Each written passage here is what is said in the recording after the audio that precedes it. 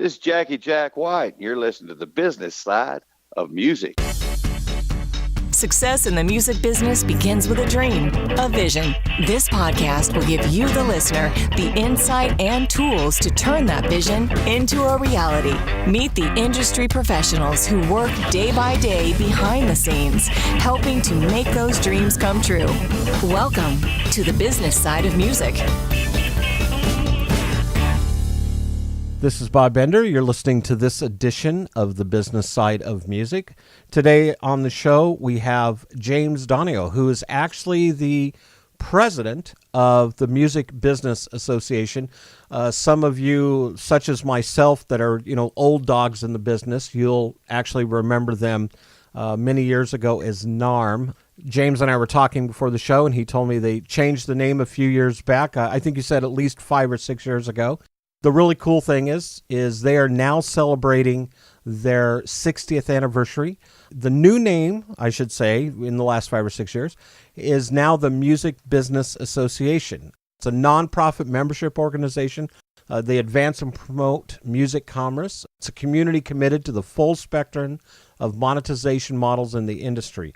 James, welcome to the show. Oh, thanks, Bob. It's a pleasure. Great. In talking and finding out a little bit about you're president of the organization, correct? Yes, I've been with the association for literally just about half of my life, 30 years. I celebrate my 30th anniversary in May, which is the same month that we have our big annual conference. The organization is celebrating its 60th, as you've said. So yes, I've been with the organization for a long time, seen both the organization and the industry through, all of the various changes and drama that the music business has been through. But, I'm proud that I've come out on the other side and the association has come out on the other side, because we've been able to shift and change and be nimble in terms of reflecting what's going on in the business of music. I think one of the things that folks such as you and I can say, because we witnessed a huge transition take place about 18 to 20 years ago when we went from a physical content format, such as CDs, went from cassettes to CDs, and then it went in rather quickly into a totally electronic format platform, which was digital downloads, and now it's streaming. So it's changed the dynamics of how the music business works. How's that affected what your association's doing? Well, as I said, we are a membership organization, and our members, our constituents have changed over the 6 decades. The organization began as a forum for labels and distributors to come together and talk about selling physical music in stores. Actually originated with talking to health and beauty stores with what was called the Toiletry Merchandisers Association. So a way to get albums and 45s to be sold into health and beauty and then eventually discount stores. That's how the organization began in 1958. So over these 6 decades, we've gone from, a completely physical distribution business in non-traditional types of retail establishments into the era of specialty music stores and big music chains like Tower and Sam Goody and so forth through the 60s, 70s into the 80s. And then with the advent of the CD in the early 80s, and then other types of non-traditional stores got involved in selling music. Big department stores, discount stores, mass merchants, bookstores took us up and through the end of the century. And then, as you said, switch was flipped. And with the creation of Napster and digital downloading and file sharing and so forth, the music business went through an era of tremendous tumult and rampant piracy and theft of intellectual property. And it was essentially upended by a technology that, also provided, and as we see where we are now, provided, opportunities in the long run in terms of marketing and social networking and now streaming. But there was a pretty difficult time in the infancy of the digital development of music. So here we find ourselves 60 years later, and the organization has weathered those shifts. Our constituencies, our initiatives, things that we focus on have changed as the needs of the industry and our members have changed. But our core mission from the outset was to be a trusted forum, a place for companies and individual professionals in the business to come together, to have meetings, to make new business contacts, to discover new music and new tools and new technologies. And we've adhered to that mission, for all 6 decades. Now we've got different faces and different types of companies around the table, but that's reflective of what's going on in the business. I know one of the things that I remember from my record label days, we used to attend the NARM conference. I remember one year we attended it in San Antonio, and we'd sit down with retailers and we'd talk about the business and how the changes came about. And I've mentioned this on other podcasts. We've had, I should say, at one point when I was with the one record company, we had 26 major retail accounts we called on. And you mentioned some of those: Tara Records, The Warehouse, Licorice Pizza, Walmart, Best Buy, Circuit City, etc. And within about a 7-year span, that went down from 26 major accounts down to about 6. Now, in days that I'm looking at who's actually carrying music, and we're getting down really to the big box stores, and please help me if there's, there are specialty retailers. Yeah, it's changed. Certainly it's changed. There are still small and mid-sized chains. There are still independent stores. There's still single store operators around the country. They have, kind of organized and galvanized themselves by organizing into what we call retail coalitions, and they've been around for essentially 20 plus years, and they comprise companies and stores from across the country. There are 3, the Department of Record Stores, DOORS, D-O-R-S for short, the Coalition of Independent Music Stores, CIMS, C-I-M-S for short, and the Alliance of Independent Media Stores, AIMS for short. Those 3 coalitions, they came together, and a little more than a decade ago, they created something that has grown into an international phenomenon called Record Store Day, which is actually coming up on April 21st. It's the 3rd Saturday in April every year. And tell us a little bit about Record Store Day. So Record Store Day has become really a global phenomenon. It takes place around the world. So there are dozens and dozens of countries around the world that help celebrate Record Store Day. Big support, obviously, in the United States, the UK, Japan, France, Germany, but all over the world. So on this day, which has now sort of been referred to as a music holiday of sorts, there are unique, one-of-a-kind, limited edition musical creations that are recorded and made available to music fans on this one day. For a lot of now, traditional music stores, these stores have diversified because they've had to. So they sell and kind of position themselves in their marketplaces by selling a variety of things. But the heart and soul of the businesses is still music. So on this day, for a lot of these stores, it's now their biggest day of the year. It's bigger than, the week before Christmas. It's bigger than the day after Thanksgiving. It's bigger than, Valentine's Day.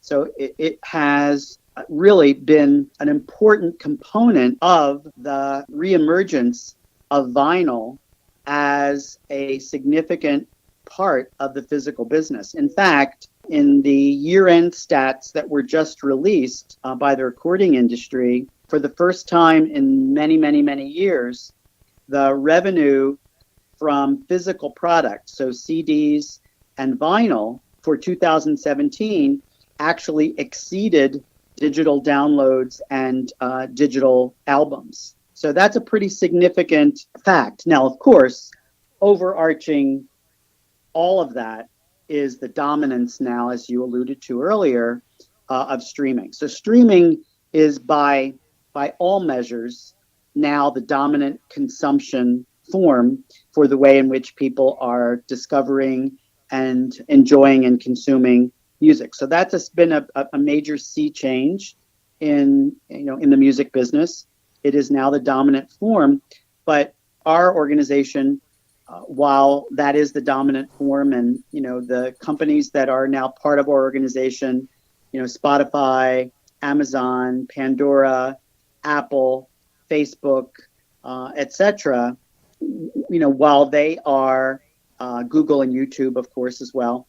While they are major forces, along with all the music labels and other companies that that are represented within our membership, the independent physical stores are still, a healthy, vibrant part of not just our organization, but of the music business.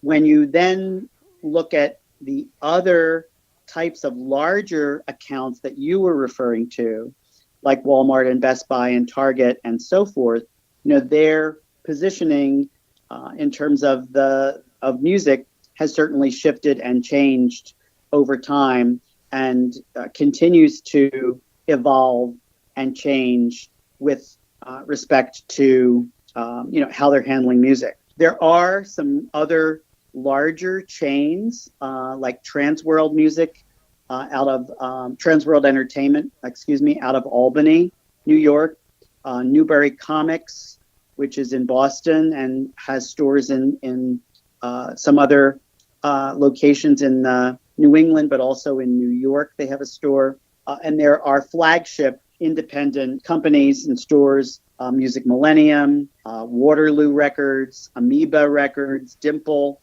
Record Archive.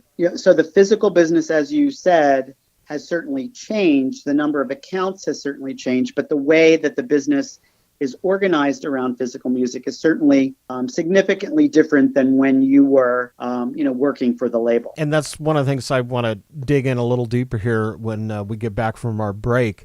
On the show today, James Donio from the Music Business Association. He's president, been with the organization for 30 years. We're going to pick his brain a little bit more about the music business and where it's going. This is Bob Bender, and you're listening to this edition of The Business Side of Music. You're listening to The Business Side of Music.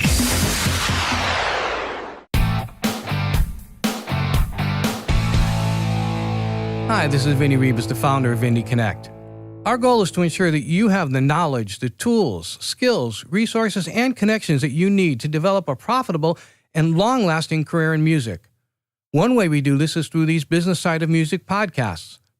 I'd also like to invite you to check out Indie Connect magazine, our free multimedia online publication packed with practical interviews and advice from music industry experts. Go to www.indieconnectmag. That's www.indieconnectmag.com. Let us walk with you and guide you every step of your musical journey.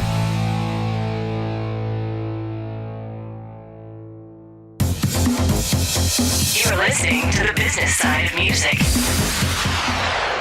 This is Bob Bender. We're back in the studio. James Donio with the Music Business Association, president of that organization, is on the phone with us as we talk about the Music Business Association.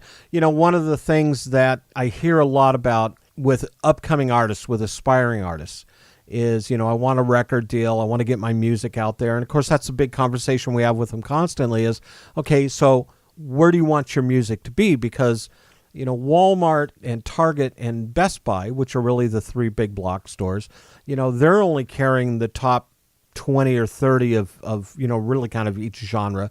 So you mentioned like Amoeba Music and Newberry and Transworld. Are they opening the doors for independent artists to carry music? They always have. Yeah, they always have. And, the pinnacle of carrying everything certainly was a chain or stores like Tower Records, where that was part of their commitment, was that they carried everything. Certainly today, it's a balancing act for any of these stores and these businesses to carry what's going to be reflective of their customers. Inventory can be different in different parts of the country, but Right. by And and would it large, change almost? Would it change almost from store to store? it Or? can. It actually can. It certainly depends on the size of the chain. Certainly, if it's a single store in a college town, the inventory is going to be different, from a single store, downtown in, a big city like, Philadelphia or New York or so forth. So I think that the savviest of these entrepreneurs are going to, carry what's reflective of, their music fans that are in the area. So independent music is certainly a big part of that.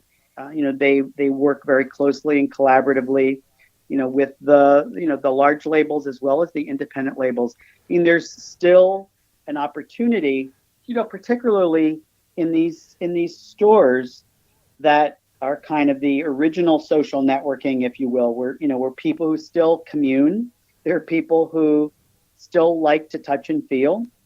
As I said, we've had this resurgence in the vinyl business. There are, diehard music fans who still appreciate and support and value music stores and come in and, like to talk to the people who work there and find out what's new. Typically on a regional basis, artists and bands that are bubbling up will perform at these stores. And that's something that you can't really necessarily replicate that in a virtual way. You can watch a concert, on your phone or your computer or your wristwatch or a tablet, etc. But there's still something special and unique and magical about a new band that's coming up in a town in the United States, and they're from that area, and they play in a store or in a parking lot attached to the store or in a venue near the store, and you get to meet them and you get to have a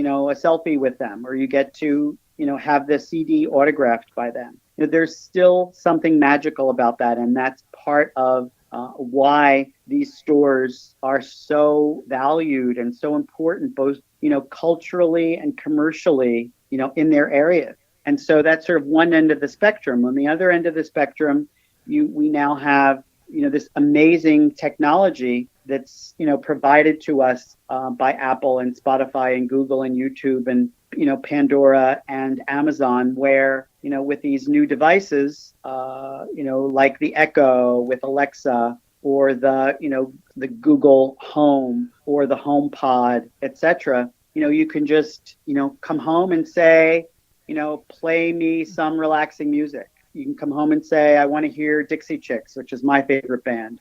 I want to hear a symphony. It's just opened up, this voice activation technology has opened up these new opportunities for music to be so accessible. And these streaming services, through, all the various new initiatives that they've mounted. So, there are playlists for just about everything, every mood, every type of music you could imagine. And there's now probably more music and more access to music than there's ever been before. Music is easier to create and get in front of a lot of people, very quickly than it's ever been before. So the challenges that the industry has faced, certainly going from the advent of Napster to where we are today, which is, as you said, almost 20 years, is getting back to a place of health, which the industry is right now for the past couple of years, in terms of the monetization of music and assuring that artists are paid and songwriters are paid and publishers are paid and labels are paid and the stores are paid and the services are paid. So there is a business of music where there are transactions. We're agnostic to how the transaction takes place. People still want the physical experience. That's great. People want to stream. That's great. Some people fall somewhere in the middle, where for certain artists, they're going to buy the physical product.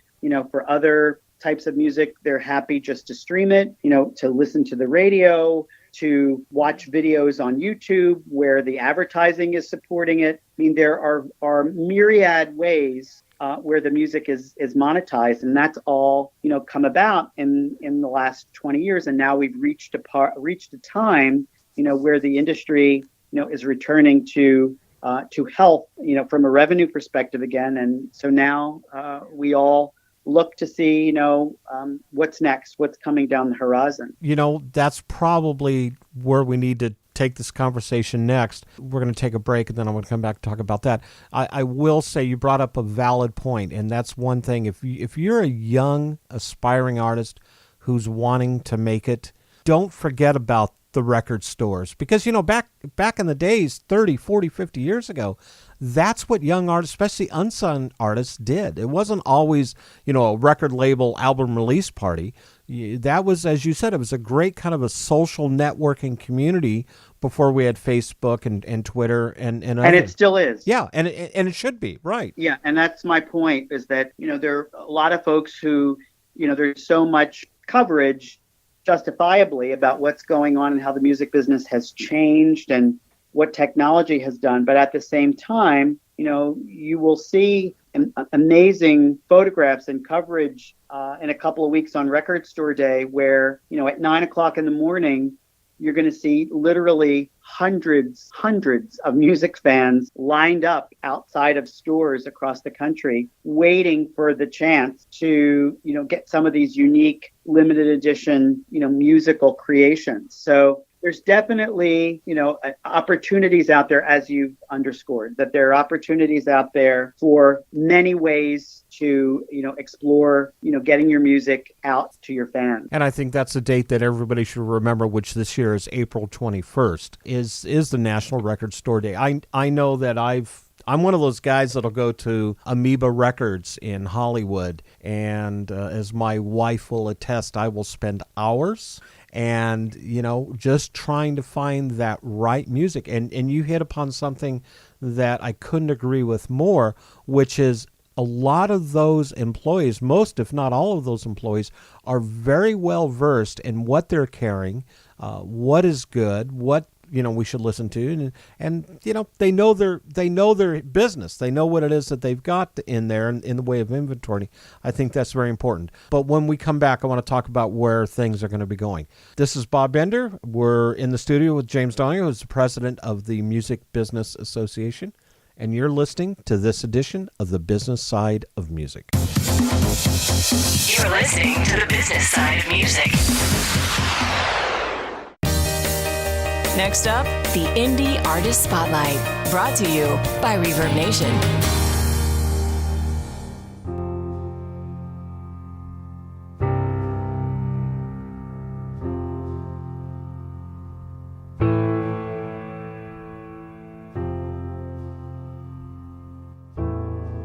Hi, this is Delphi Freeman, and I'm a member of Reverb Nation. She was tired and lonely, her secrets locked up deep. A stranger in an ocean of unrequited love. Dying in LA, sorry I can't stay. Do you know the ways of my heart?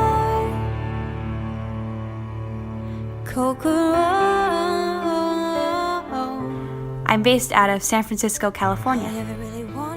Some of the more interesting places I performed would be Ghirardelli Square in San Francisco, and also I had the pleasure of playing at NAMM in Anaheim back in 2015. My music genre would be electronic indie pop with some folk. Some of the artists I really love listening to would have to be Reliant K, James Taylor, and Yes. My current project is called Audio Cinema. Here's a cut from Audio Cinema titled Who Am I?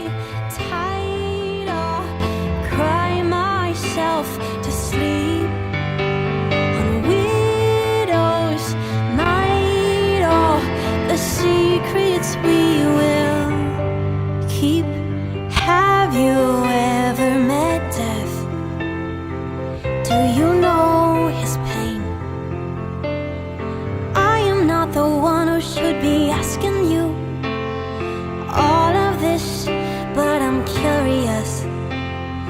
dying in LA. Sorry I can't stay. Do you know the ways of my heart?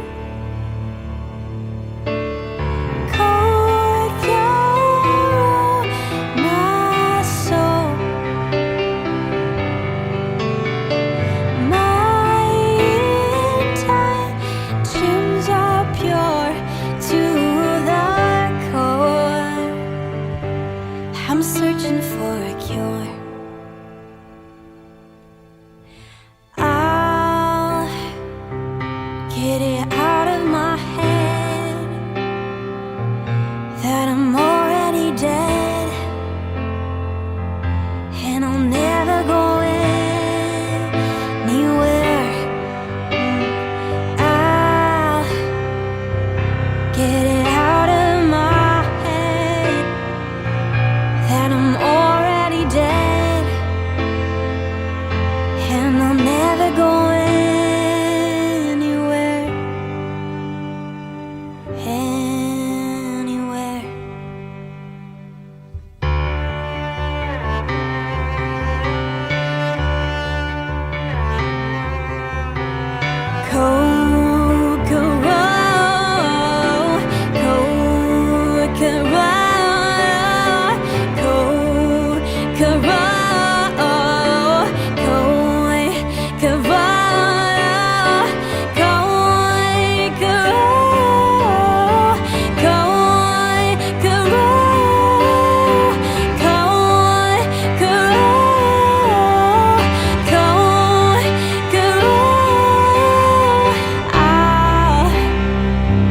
Get it out of my head that I'm already dead, and I'll never go anywhere.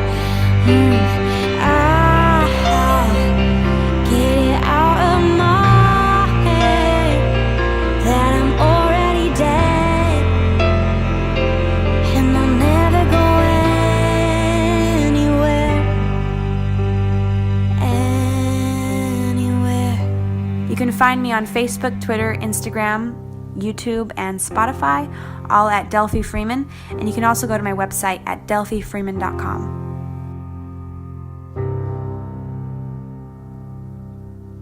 I will accept the things I can't change, change the things I can, with wisdom to know the difference. This is Delphi Freeman, and I'm a member of Reverb Nation.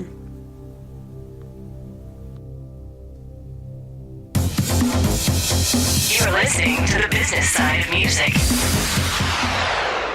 This is Bob Bender. You're listening to this edition of the Business Side of Music. James Donio, president of Music Business Association, in the studio with us. So, James, we left off where music is going. And, we've touched on some of those things with, of course, Pandora, Spotify, Amazon, iTunes, YouTube, you name it.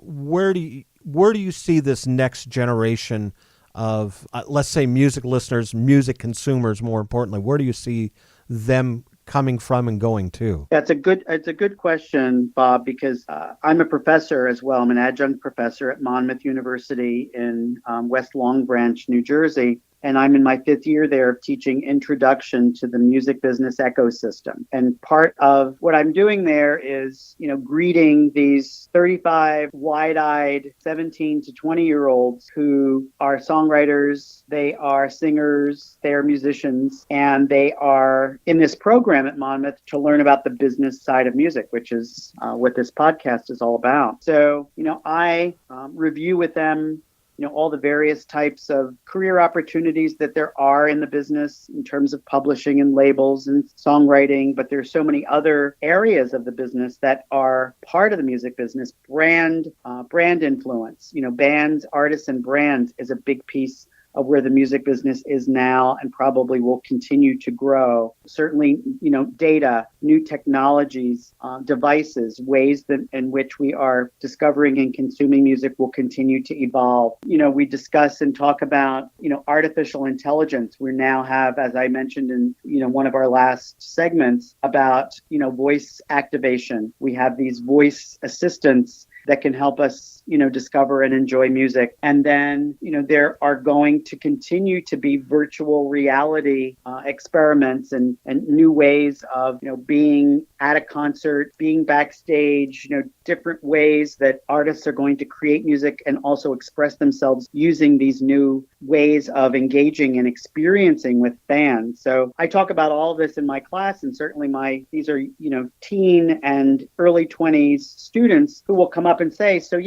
now it's streaming. So what's going to be next? Right. And that's a question that I think we're all wondering. We all wish we had that crystal ball to figure out what it is. Yeah, what comes after this? And my response back to them is, well, most of what has evolved over these past decades has come from people like you. So who knows where the next app or concept or idea will be hatched? It may very well be hatched in a dorm room somewhere, as Napster was in its time and other apps and technologies have been in their time. So, we don't know where that will be, but our association has created what we call the Academic Partnership Program. We have 20 colleges and universities across the country that have music business programs, and they become affiliated with Music Biz. And then by virtue of that, their music business students can be members and be part of Music Biz, which will certainly help with them as a resource and help with their professional development as they prepare for their careers. So education is a really big pillar of our association. Right now, we have about 2,000 students that are part of the organization because of their schools being affiliated with us. And so who knows, as you said, no crystal ball here either, but we're not going to be doing this forever. It's our responsibility to help prepare, both from a business and a creative standpoint, the new generations of visionaries and leaders. And who knows what the music business will look like in 5 or 10 years from now, but I will certainly be watching that myself. Yeah, and I will too. I think you brought up something that's valid. I remember a conversation I had with my boss at one of the record labels, and this was probably around 98, 99, when we were discussing, why are we not doing CD singles anymore? And the response was, well, we're in the album business. Our business is to sell full albums, 10, 12 songs. And, within 2 years, that model, we threw that theory out the window, and we're back to selling singles. The other thing is when I talk about going into Amoeba Records and Tar Records, it used to be my place to go on Sunset Boulevard when a new album would come out. I'd run down to the Tar Records on Sunset. It was the store that had everything. But vinyl is, I'm thrilled to see that vinyl's making a comeback. It pains me to a certain extent that I got rid of my vinyl collection years ago, and my wife and I have slowly rebuilt it over the years, but it's a small percentage of what I used to have. But the younger generation is starting to get entranced with vinyl records, and I think that's cool. So even though we may all have those Apple Watches and iPads and other digital devices to listen to music, it's kind of cool that we've come full cycle back into how our parents and our grandparents listened to music, which was to put something on a turntable and drop the needle. I would not have thought that, in Christmas season of 2017, you would walk down an aisle in, any one of a number of discount, department stores, mass merchant stores that we've referenced today, and seen an aisle of turntables in 2017. That would not have seemed possible. But when you make reference to this coming back, it's back. It's not, we're not in is this just a blip? No, we're now 11, 12 years into this, amazing revitalization and re-embracing and affection for vinyl. And it is exciting. We have these very interesting bookends of the music business today with vinyl at one end of the spectrum, and our streaming and voice activation and artificial intelligence and virtual reality and all of these new ways of experiencing music, at the other end of the spectrum. So your guess is as good as mine as to, what we will be doing, fill in the blank years from now. But where we are right now is in a very vibrant, exciting business of music that is providing enough opportunities depending on, where your love for music resides. And I would have to say that the actual record manufacturers have, they all but went away, and, they're making a revival of sorts. And, that's creating more jobs. That's creating more. Yeah, definitely. Definitely. Yeah, the vinyl pressing plant have really accelerated, and majority of them, certainly now, in these last, couple of months and leading up to Record Store Day, you're talking about these vinyl plants running 24/7, 7 days a week. Just like the old days. Yeah. So, James, one last question I have for that young, aspiring artist out there. What bit of advice can you give them from your perspective? I talk about this in my classes because a lot of my students are exactly what you described. They are aspiring artists.